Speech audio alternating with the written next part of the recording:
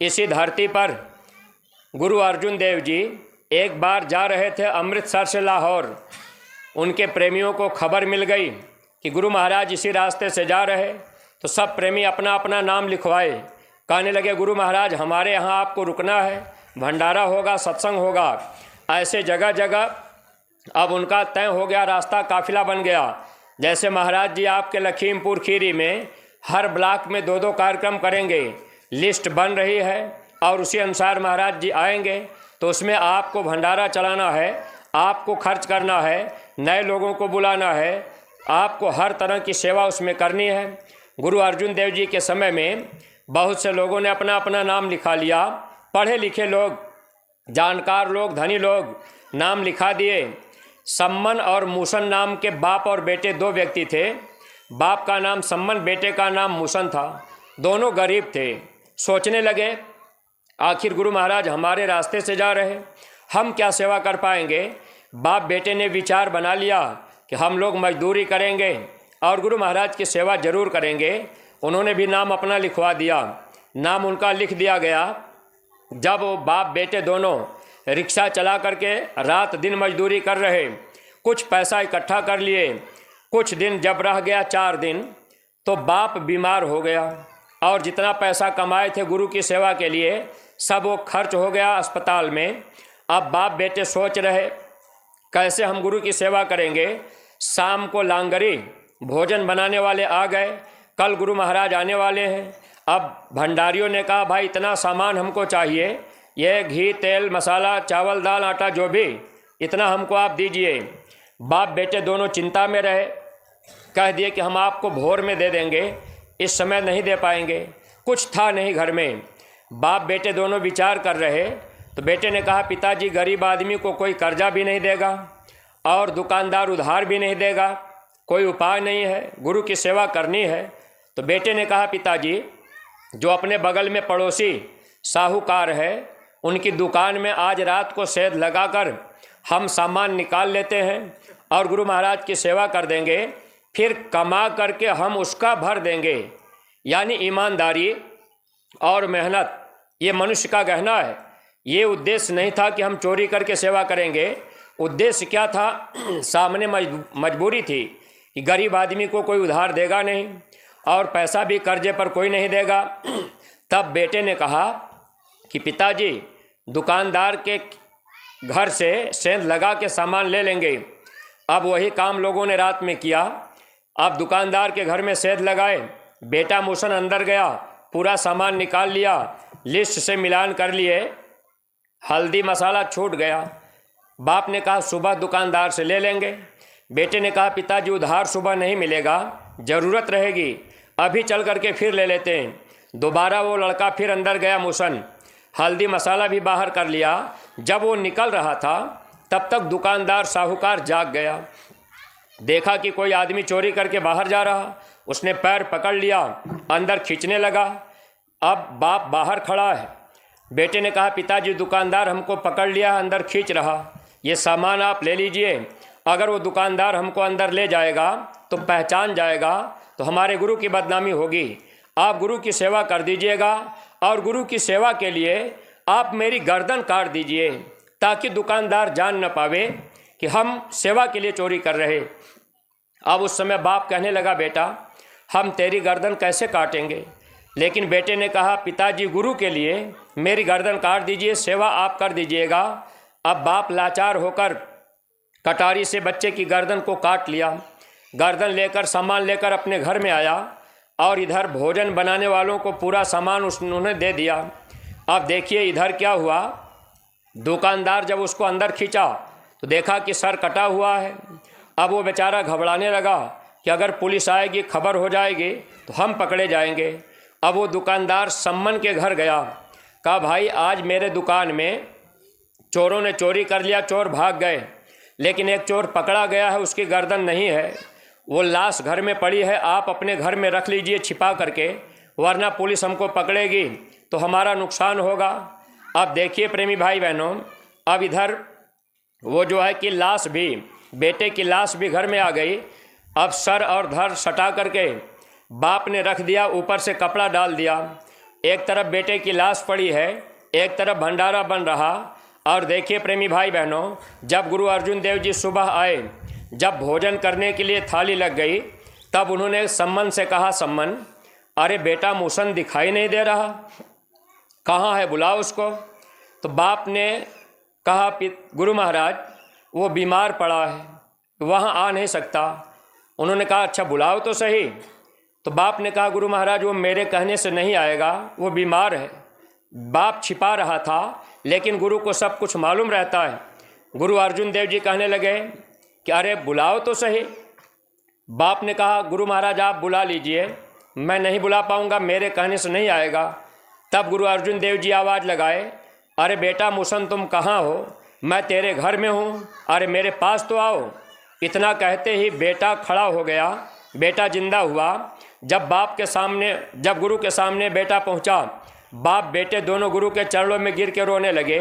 इतिहास ऐसे भक्तों का बनता है। प्रेमी भाई बहनों, आज हम आप अपने गुरु के लिए कुछ भी नहीं कर पा रहे, लेकिन महाराज जी का आगमन हो रहा, तो आप लोगों से मेरी प्रार्थना है, आज जो भी सत्संगी प्रेमी भाई बहन आप यहाँ पर पधारे हुए हैं, आप लोग अपनी अपनी सेवा संकल्प कर लीजिएगा, और वो सेवा गुरु महाराज जी के कार्यक्रम में समय से खर्च होगी। अभी आपको देना नहीं है, अभी आपके पास समय है। आज आप सोचेंगे कि भाई मेरे पास नहीं है, अगर आज आपने संकल्प लिखवा दिया हम 10,000 देंगे, 20,000 देंगे, 5,000 देंगे, हो सकता है गुरु महाराज दया करें खेती में बरकत हो जाए, दुकान में बरकत हो जाए, कोई बीमारी आपके घर में आने वाली है, आपने संकल्प लिखवा दिया, हो सकता है उसमें भी दया हो जाए कि वो पैसा आपका बच जाए, तो ये पैसा आपका धर्म के काम में खर्च होगा। तो सभी प्रेमी भाई बहन अपनी सेवा आज संकल्प करा दीजिएगा, और महाराज जी के कार्यक्रम में अधिक से अधिक भीड़ लाने के लिए एक एक गांव की जिम्मेदारी सब लोग ले लीजिए। गांव में आप प्रचार कर दीजिए, गांव में आप गाड़ियां खड़ी कर दीजिए, नए लोगों को बता दीजिए, कुछ न कुछ लोग निकल के जाएंगे, सत्संग सुनेंगे। अगर कोई नहीं भी जाए तो आपका नुकसान नहीं है। धर्मराज के दरबार में काल भगवान उन लोगों से पूछेंगे कि आपको मानव जन्म मिला था, आपने महात्मा की खोज क्यों नहीं किया, आपने शराब क्यों पी लिया, आपने जीव हिंसा क्यों किया, ये बुरा कर्म आपने क्यों किया। अगर कोई कहेगा कि ये हमको जानकारी नहीं थी, तो आपका चेहरा वहाँ दिखाया जाएगा कि फला व्यक्ति ये गांव गोद लिए थे, गांव में जाते थे, घर घर लोगों को बताते थे, लेकिन आपने बात नहीं मानी। तो प्रेमी भाई बहनों, हम लोगों का क्या फ़ायदा होगा। तो जो कर्म हम लोगों से पीछे हुआ है, महात्मा उस कर्मों की माफ़ी करा देंगे। फिर आगे जब समय खराब आएगा तो ये कर्मों का फल हम लोगों को भोगना नहीं पड़ेगा। जब इसी धरती पर भीष्म पितामह बाण की सैया पर पड़े रहे, कराह रहे, आंखों से आंसू गिर रहा, भगवान कृष्ण को याद कर रहे। मुसीबत में भगवान याद आते हैं, लेकिन भगवान कृष्ण नहीं आए। जब अंतिम समय होने लगा, तब भगवान कृष्ण पहुँचे। भीष्म पितामह रो करके कहने लगे, केशव मैं कब से आपको याद कर रहा, आप आए नहीं, मुझे इतनी पीड़ा हो रही, क्या मैं जटायु से गिरा हुआ इंसान हूँ। अरे जटायु का जब गर्दन कट गया तो जटायु को उठाने के लिए भगवान राम तुरंत पहुँचे, और मैं कब से बाण की सैया पर पड़ा, आप हमको उठाने नहीं आए, बचाने नहीं आए। तब भगवान कृष्ण कहने लगे, पितामह आप कभी जटायु नहीं बन सकते।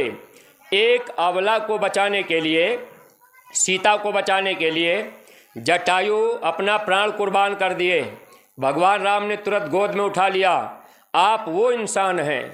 आपके सामने द्रौपदी की साड़ी खींची जा रही थी, द्रौपदी रो करके आपसे कही थी, अरे पितामह आप तो कुछ कह दीजिए, लेकिन आप अपनी जबान नहीं खोल पाए। अगर आप उस समय बोल दिए होते, अरे दुर्योधन ये क्या हो रहा, दुशासन तुम ये क्या कर रहे। भगवान कृष्ण कहने लगे, पितामह अगर आप अपनी जुबान खोल दिए होते तो आज आपको ये कर्म दोष न लगता, बाण की सैया पर ये तकलीफ़ आपको न झेलनी पड़ती। असत्संगी प्रेमी भाई बहनों, त्रेता और द्वापर में एक अबला का अपमान हुआ था। आज इस कलयुग में शराब के नशे में न जाने कितनी माताओं बहनों की इज्जत रोज लूटी जा रही। चौराहे चौराहे पर बाजारों में बेजुबान जानवरों की गर्दन काटी जा रही। ऐसे समय में अगर एक गांव गोद लेकर गांव में घर घर जाकर आप अपनी जुबान खोल देंगे, अपने गुरु की बात आप बता देंगे, तो हम लोगों के गुनाहों की माफ़ी होगी। और प्रेमी भाई बहनों, इससे हमारा आपका लोक भी बनेगा और परलोक भी बन जाएगा। तो सत्संगी प्रेमी भाई बहनों, मौका हम लोगों को मिला हुआ है, इस मौके का लाभ आप उठा लीजिएगा। जो भी गांव के प्रेमी भाई बहन हैं, आप लोगों से ये मेरी प्रार्थना है, आप लोग भी इस मानव जीवन का पूरा लाभ उठाइएगा। ये मानव जन्म बार बार नहीं मिलेगा। अगर अज्ञानता में, भूल भरम में आपने कभी खा पी लिया तो कोई बात नहीं।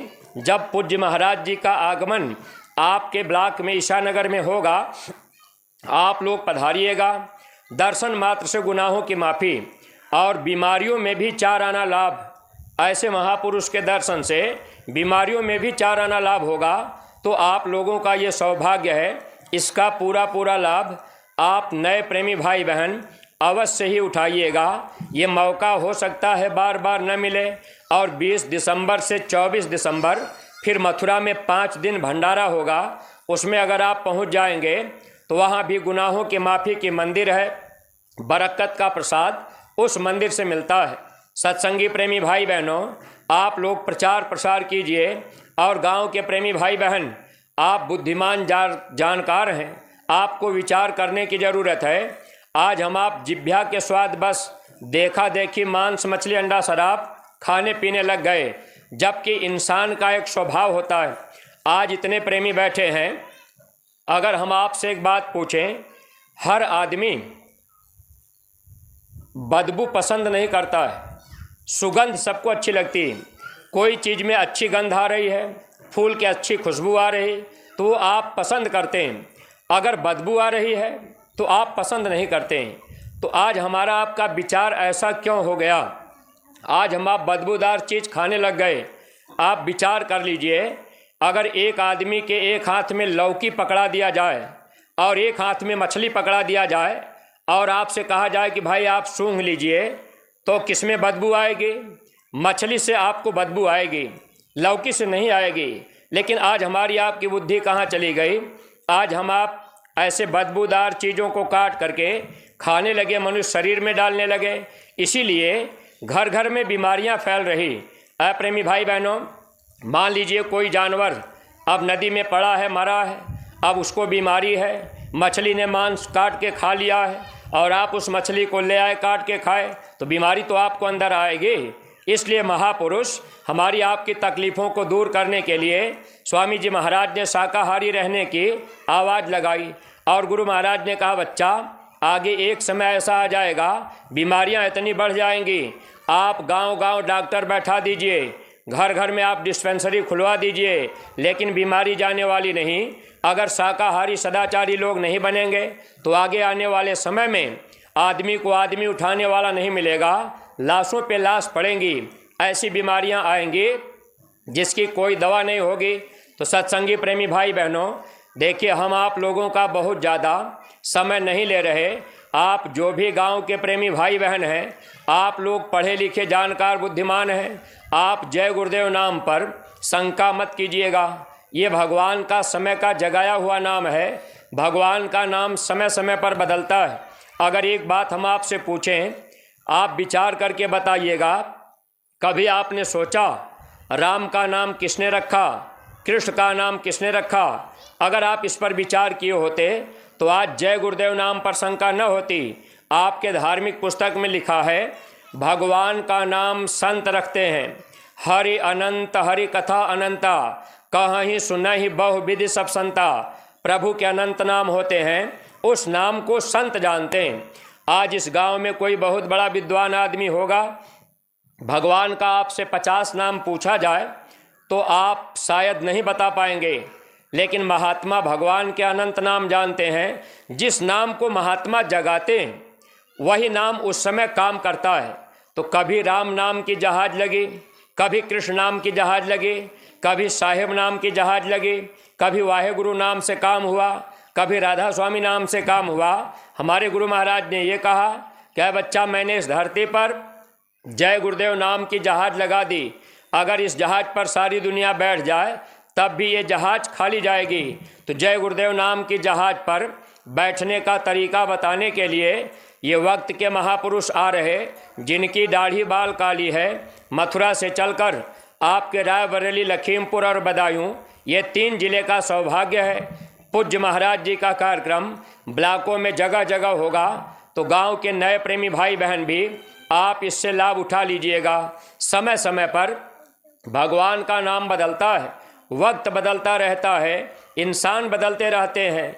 जब जैसा युग आता है प्रभु नाम बदलते रहते हैं। प्रेमी भाई बहनों, जब द्रौपदी की साड़ी खींची जा रही थी, 5 पति बैठे रहे। आपने कभी विचार किया द्रौपदी ने राम का नाम लेके क्यों नहीं बुलाया?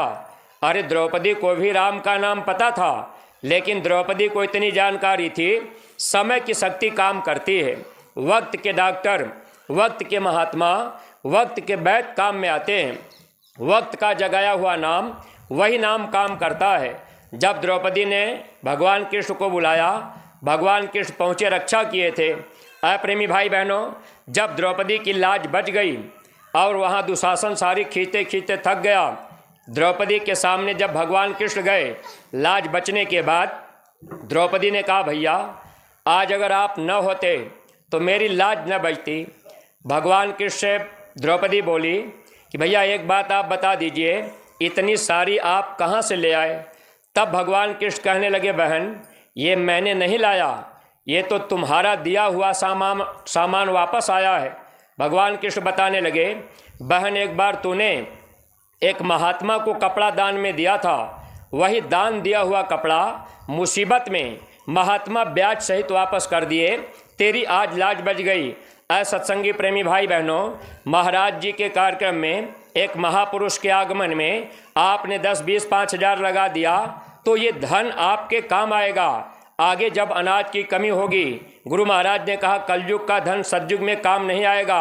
अन्न दवाओं की कमी पड़ेगी, पेड़ों की पत्ती ना तुमको मिलेगी, फाटेगी धरती, उठेगा गुब्बारा, सुनते तो जाओ संदेशा हमारा। सत्संगी प्रेमी भाई बहनों, ये धन हमारा आपका परमार्थ में लगेगा। इसलिए आप जो भी सत्संगी यहाँ पधारे हैं, आप लोग अपनी अपनी सेवा महाराज जी के कार्यक्रम की आज ही संकल्प करा दीजिएगा।